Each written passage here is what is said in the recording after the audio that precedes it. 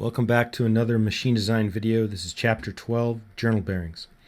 I'm using figures out of Shigley's 10th edition. I encourage you to purchase the book. This video is not meant to replace buying the book. Okay, so we have journal bearings. What is a journal bearing? A journal bearing is one that supports a rotating body by keeping it on a wedge of oil. So it's reliant on a film of oil between the metal parts. And a very typical example might be the line shaft bearing on the propulsion shaft on a ship, but they can also be quite small. But they can also be in other forms. They could be a thrust bearing. You'll find journal bearings as integral parts of engines, because they'll be inside the engine at the journals and on the crank where the connecting rod meets the crank, and even where the pin with the piston pin on the connecting rod. Lots of different journal bearings all over the place. And they ride on this wedge of fluid, which this wedge is reliant upon viscosity. So we remember viscosity from fluids. It has a shear, is related by this velocity profile.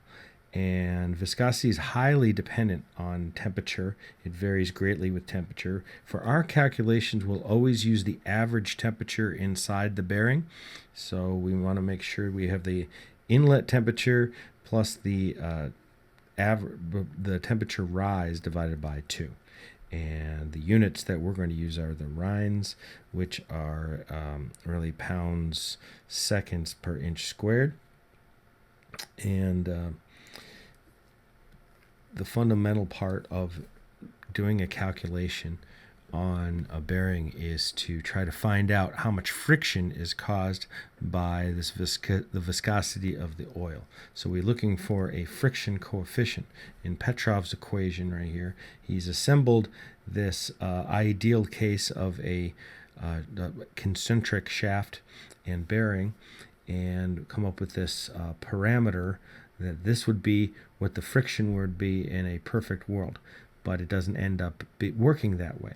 But from this, we could come up with a characteristic number, the Summerfield number, which is a bearing characteristic number. You'll see it written in places. And this is assembled with this external load treated as a pressure. Just to mention, what is this pressure? Well, it's sort of an imaginary pressure. The external load W that's being placed on here is divided by 2 times R, which is the radius right here. So that's the diameter, 2 times R, times the length right here, the length of the bearing. So if we were to take and look at a section right here of the thing, this would be the projection. Looking down right here, that would be this quasi area right here, where this is the diameter and this is the length that's going on right here. And here's the center of the shaft. So here's the area, and we're dividing that that load, the W. This doesn't stand for work, it stands for load. We're dividing that by that quasi area to get a quasi pressure, sort of like this average pressure, you can think of it. And one of our objectives is to find out what's the effect of the friction due to the lubricating oil. And if we find that friction coefficient, we could multiply it by the load that's on there times the R, and we're going to end up with finding what the torque that's the resistance due to the lubricating oil. So that's what that torque means. And if you had that torque, you'd also be able to apply it by the speed, which we use N here, the revolutions per second, not RPM. If you divide it by that 1050, we could get the horsepower, and that'd be the amount of horsepower that was lost due to the lubrication, the lube oil. And you could turn that into the heat loss by dividing it by the mechanical equivalent of heat. All right. So that's the process right here. One little note about the lubrication and the stability of the lubrication. There's this was found using a parameter that's similar to the Summerfield number, this mu n over p. We could find this the characteristic right here, that if we had, for this particular value, we have a tipping point. To the right hand side, we have a stable operation. That means you can think of it in this terms, that like if we go to the right here, that means that we're climbing upwards and getting a higher friction. That higher friction causes a higher temperature. That higher temperature causes the viscosity to go down. So with a lower viscosity, we tend to climb right back down this curve. That's over if we're over to the right. The opposite is true if we're over to the left, and that causes an unstable operation because it's going to keep climbing upwards with increased friction. So that's the idea. So we use this non-dimensional number and compare it to this threshold, and to evaluate whether we have if we have stable lubricating system. Now, just a nod towards the hydrodynamic theory that's going on. A couple things to keep in mind. The shaft is not centered on the bearing. Right? This is obviously an exaggeration. But we do know, if when we have flow, that the first particle of the fluid is attached and goes the same speed as whatever it's touching. We know that the particle over here that's adjacent to the bearing is 0. But if that's the case right here, we know that that there's going to be a velocity profile that causes fluid to have a velocity that's ranging from the matching the shaft outer dot spot to 0 on the outside. That causes a flow. We could call that Q, that flow. And that flow, if we have conservation of mass and we have constant density or incompressible, is going to have a constant flow all the way around this section, provided none escapes. Now, if that's true, if we have a constant flow going around here, a constant volumetric flow, we could look at a cross section of here, and we could see that the area that we'd be looking right here, right, that would be this distance times what the length of the bearing would be. And this area are going to be different. This is going to be a larger area than here. So we know by that the velocity has to be large in the smaller gap. That increased velocity is going to result, just thinking in terms of simplistic Bernoulli, is going to, with an increased velocity, it's going to have a higher pressure. And that pressure is going to tend to cause a pressure force. Here they show the arrows in the reverse direction, but it's the reaction of this is that we're going to have a pressure that goes upwards. Well, I guess they're just superimposing a pressure profile on top of here, but the pressure is acting upwards. It's acting in all directions, but it's going to lift and tend to support this the bearing. A little bit more mathy stuff. If you recall Navier-Stokes and doing a simplified Navier-Stokes on a flat moving plate over a fixed plate, that we could solve using some geometric constraints. You could solve for a velocity profile that looked like this right here. So I'm just pointing out that, hey, Navier-Stokes that we learned in fluids is what's controlling in this, and applies. Applying a little bit more math, and this is covered inside the text, so I won't go into it further. You could find that we can come up with a Reynolds equation, and the importance of this is that we can't really solve this directly. What we can do is create a system of non-dimensional numbers and apply those non-dimensional numbers with experiments and come up with relationships to things that we want to know. So this is a Buckingham pie treatment, as we had in fluids, if you recall. So a summary here shows you the design variables. These are things that we have some say over. We have the viscosity. We could pick different fluids, different lube oils, and for some influence on the viscosity, the amount of load per area that we're placing on there. So that's also not only the external load, but also the radius, the clearance, and the length. those are all things we have some say over, and the speed. Now, all those things will combine to create a coefficient of friction, influence with the temperature rise, influence the flow rate, influence the film thickness. And so, like, here's the things we can choose. Here's the things that the consequences of those choices. And here's some guidelines as to, when everything's said and done, whether we're going to evaluate that we have a good design. I'm not going to belabor these tables because we're going to use them. I just want to point out that there's a bunch of different charts, and we're going there. Most of them are these figures. They're going to give us a particular outcome that we desire, and that they are functions of L over D and this bearing characteristic number, or the Summerfield numbers. So the Summerfield numbers are right here on the bottom, and they have different curves for L over D right here. And once we find the number we want, we can either go to the left on this, we can go to the right on this particular curve, because they're doubling up on the things, this eccentricity ratio and the minimum film thickness. It turns out they're related to each other, so they use them on the same graph. So here's all the other things that we can get, the coefficient of friction being one of the most important ones. And all those charts would be difficult to use, and you'll see why in a moment, if a standalone. Someone has gone ahead and combined the charts, the one and formed one where we have this delta T over P relationship, and it's set up for the same Summerfield number and that L over D. And using this, we're going to be able to find all the things on the other charts once we get done and we establish what this delta T is. The delta T causes us some problems, right? So here's an example, a setup of the example of the problem. I'll run through and look at it quickly. We're only going to look at the minimum clearance, by the way. All right, so we have the diameter. We're given the diameter is 1.25 inches. That's the diameter of the shaft. We need to know the radius of it, so that's 1.25 divided by 2.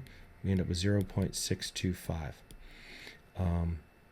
We also know that the bore of the bearing is 1.252. That's at its largest. Okay, so the difference between, or I guess that's at its smallest. So this is the shaft can be this size, and this is the bore can be this size. So we could find that the clearance between them, this minimum one, is going to be 1.252 minus 1.25. The wording of this is a little convoluted, but I assure you this is what was intended by this. All right, and other things that we'll need to know. We know that the length of the bearing is 1.25. We were told that up above. We know that the load on this thing is 250 pounds, but we don't need the load. We need the P for our calculations. So that's 250 divided by 2 times the radius, which is the diameter, 1.25, times the length, 1.25. All right, so we end up with 160 psi as our average pressure, kind of quasi pressure. And our speed, we're given in RPM. We need this in revolutions per second, so we divide it by 60 and get 29.7 rev per second. And we need the ratio of the radius to the clearance, so 0.625 is the radius, divided by the clearance of 0.001, so that's equal to 625, and we need an L over D. We see that it's 1.25 over 1.25, or equal to 1. That's going to help us with our curves, because we only have a few curves. If we don't have the information we need from the curves, we could do it by hand. We could try to kind of sketch in what the in-between would be, or we can use this very ugly looking interpolation equation that will allow us to go for the in-between numbers. but that's not something we necessarily want to do unless we have to. So what do we do for this problem? Well, you can probably try to guess what I would do.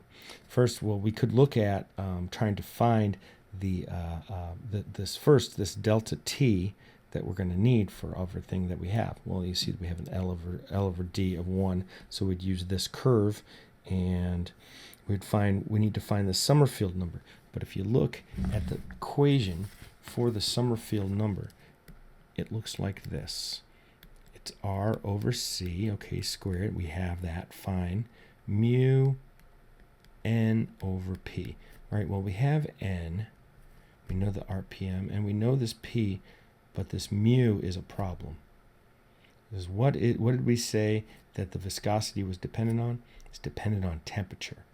But in this right here, we're finding the temperature. So we need to find the temperature, we need the viscosity, but to find the viscosity, we need to know the temperature. So what do? Well, what we're going to end up doing is, we're going to take a guess, and then we're going to iterate to find whether that guess is a good guess or not. And then we're going to recalculate to see and do another guess, and we're going to iterate through the thing and find an answer. All right, so I'm going to move on to an Excel spreadsheet that I've created for this. So I'm going to continue recording, and right here. All right, so I'll try to be brief in this. I recorded this video 2 other times, and they've taken too long, so I want to be a little more efficient here. All right, so I've set the thing up with the information that we already know, and I've done some calculations down here that we used.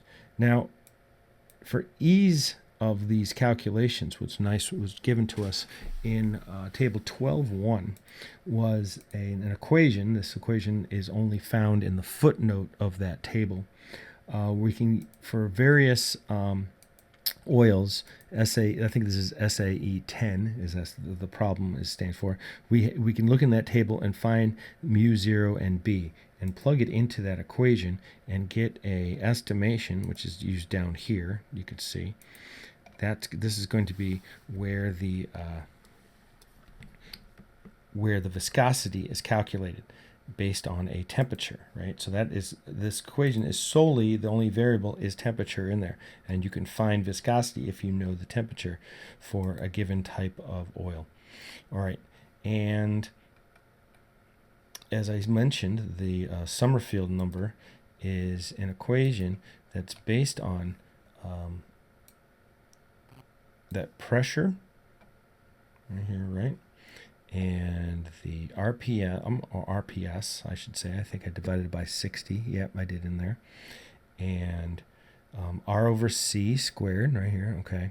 And you can notice that for that pressure, that P right here, this guy right here, I have used the dollar sign so that it always remains that cell. And I've done the same here for P, for N, that's the RPM divided by 60, so RPS. And then I have made this cell, doesn't have dollar signs around it because it is the viscosity. Okay, so this viscosity right here is based on the temperature that's over here on the left and these 2 parameters. So that's that equation right here. And then I can find the temperature, the delta T, if I apply this equation right here. So the L over D, this is listed on the figure, on figure 1224. It has these parameters in here. I had set it up to be able to use these parameters, and then I didn't follow through. So you can see that this right here, this equation, has this setup right here of all these different of all this long equation, and so I can get the delta T, and I can find from that I can add this delta, the original temperature T1, I can add that delta T divided by 2 to find out what that average temperature is. Now, I made an assumption in the beginning of 135. I'm going to change that in a minute so you can see what the effect of that's going to be. But I ended up finding, and I just used that initial guess so that I could get a viscosity, some viscosity, and after finding that viscosity, I'm able to get a delta T from here, and now I have an average temperature, but I needed to use the average temperature to find the viscosity. So this is the first guess that I made. Here is what I ended up finding, and here's the difference between them. Now, I want a new guess. This is going to make it a little quicker to solve the thing, so this next step isn't 100% necessary, but I think it helps, right? That I take the average of the initial guess and then what I ended up finding, and that's going to be my new guess. So I went ahead and I linked that cell over to this cell right here. And then I repeat all the things I did up here, I repeat them all down here. Now, if I take this whole line right here, and I've set all the dollar signs up the right way, what I end up finding, if I drag it down, it keeps repeating, you'll notice that the number diminishes and then stays pretty constant. Or you could take a look at my delta, it's pretty much the same all the way through. All right. Now, a good question might have been, okay, how did you pick 135? Well, I could have picked 150, let's say, all right? And so if I picked 150, my initial calculation would have come out to 129, and then I'm going to take the average of them and find a new guess and do this. So I could grab this down and I could pull it down again, and you can see once again it converges to that 132. So that's actually sort of a test to see if I've set the thing up right. The mistakes that you'll find is that you didn't put in the dollar signs correctly, and every time that it calculates, the cell it's referencing shifts down as you've moved it. Okay, so the bottom line is that we've got this as the answer. We have a Summerfield number of 0.1843 and a delta T. We might need to know that for something that we're doing. The average temperature, I think those are asked as part of the question. So, but the Summerfield number of 0.1843 is the most important one that we have. So going back and looking at our problem here that we're trying to solve, we use that. Okay, now I'm showing a chart that shows not only the problem that we're currently solving, but also the average and the minimum clearance that was also part of the original problem. But right here, we're just going to talk about one of them. This is the minimum clearance. So this is the number that we got, that 0.1843. And from this, we get an eccentricity and a ratio here of the minimum film thickness to the clearance.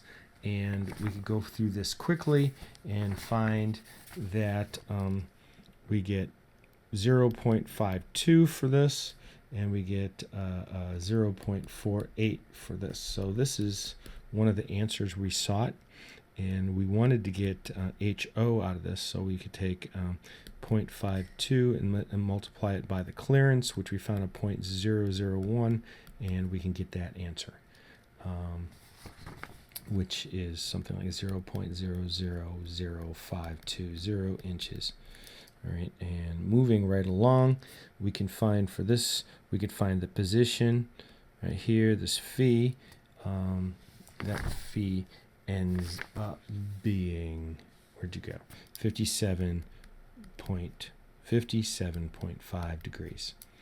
All right, so that's the location of this minimum film thickness.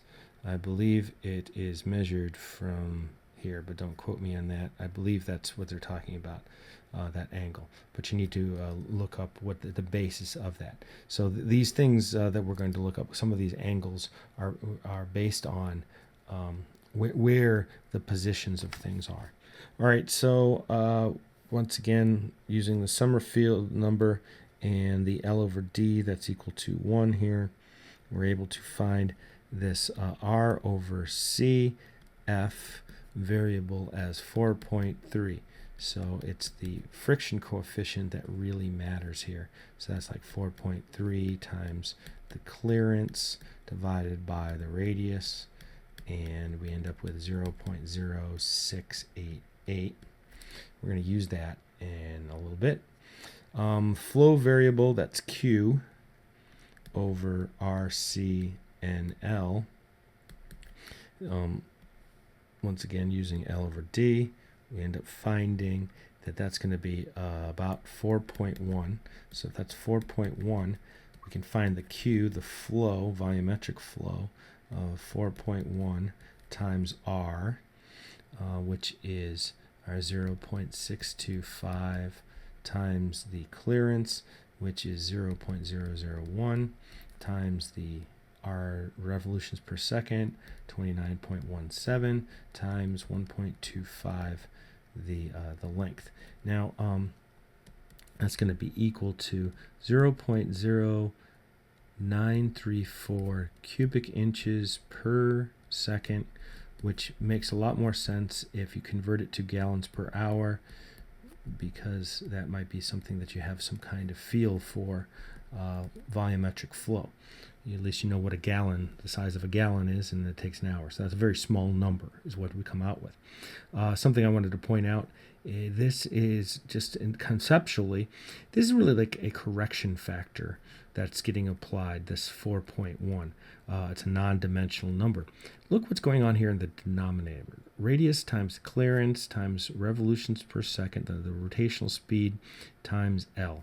Now, let's take C and L and take a quick look and think about it right here. So here's the bearing, and here is the shaft right here. So in between these two, here's the clearance right here. So if we take a look here, and there's the length right here. So there's the clearance, and here's the length. Look at that area that's happening right in between there. Now, if you took that area and we figured out what the velocity of that area was, if you had area times velocity, that was volumetric flow, if you remember, right? Well, what if we took the radius right here, the radius of the shaft, and we swept it with our rotational speed? That would give us a velocity of this area. So that would give us a flow. But that would be like theoretical flow. That's not really what the flow would be. That's just taking this clearance and that length. So now what if we multiplied that by some coefficient that we found from experimental evidence right here? So that's what we have at the core of this equation. Hopefully that gives you some physical significance instead of just plugging numbers into an equation or plugging numbers into a chart and seeing what happens.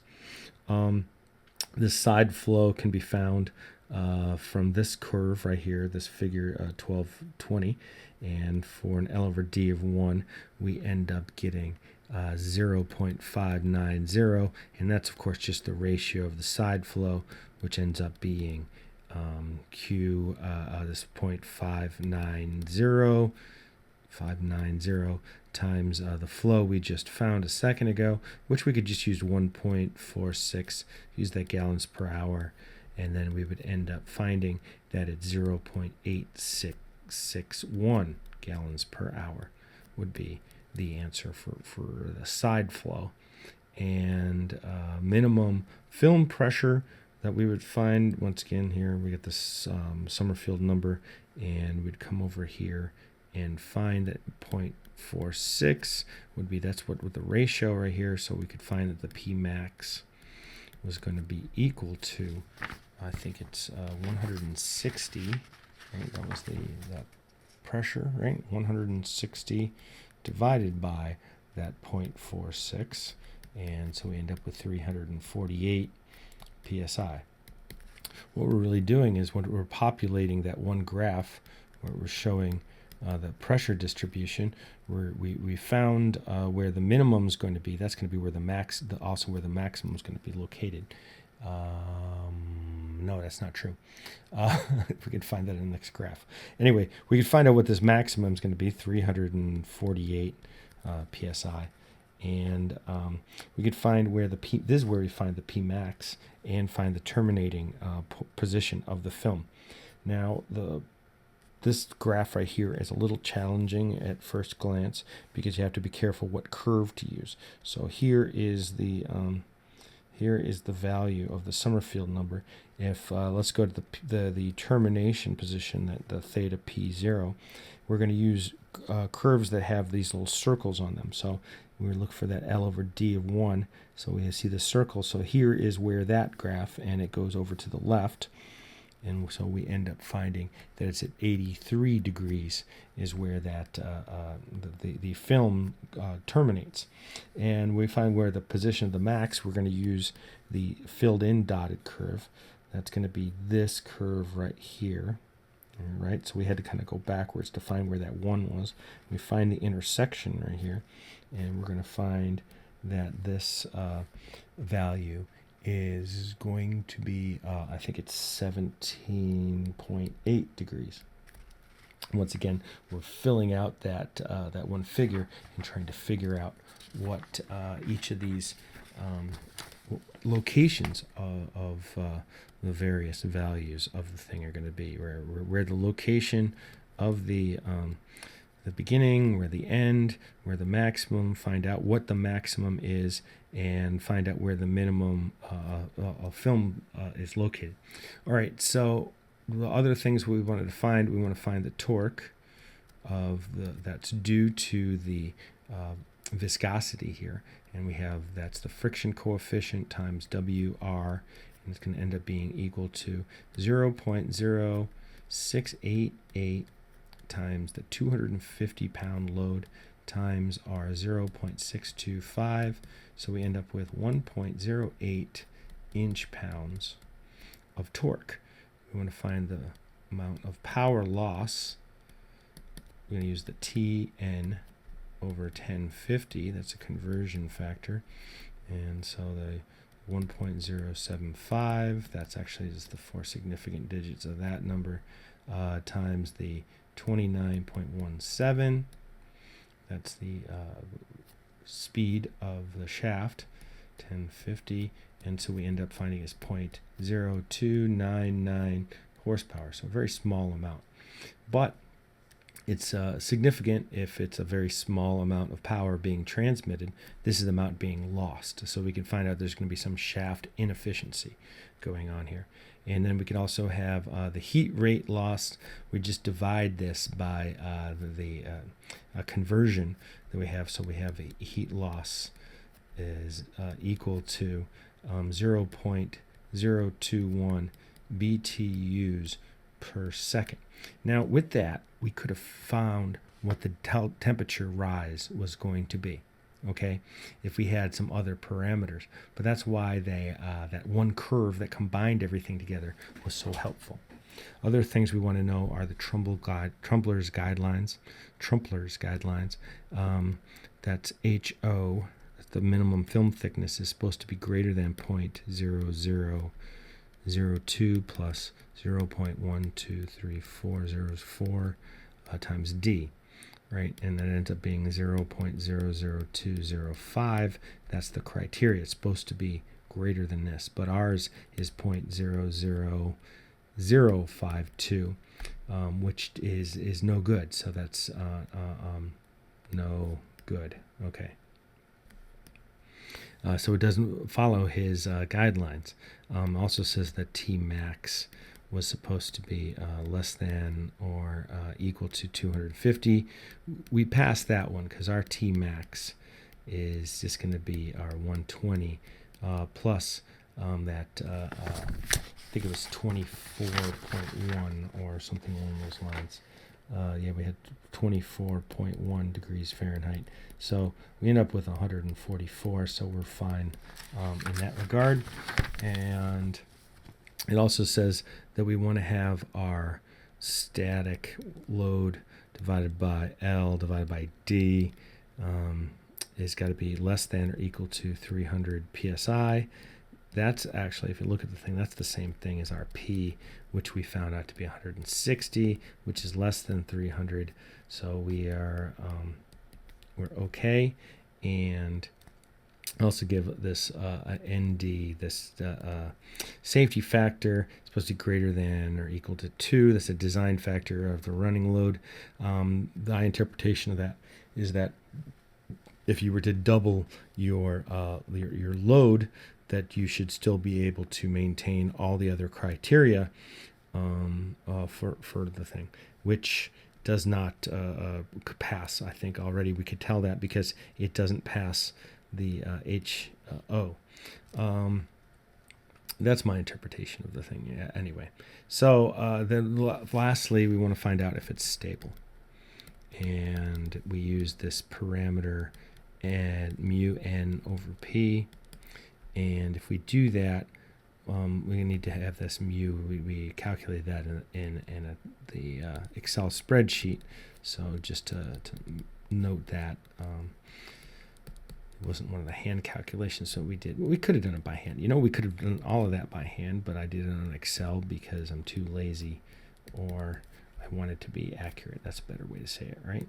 So that's what we would get for this parameter, but it's less than our 1.7 e to the minus 6 value that we had. So therefore, it's unstable.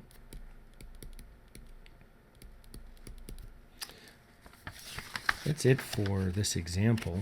Hopefully this will help you do the assigned homework problem, and I'll see you in class.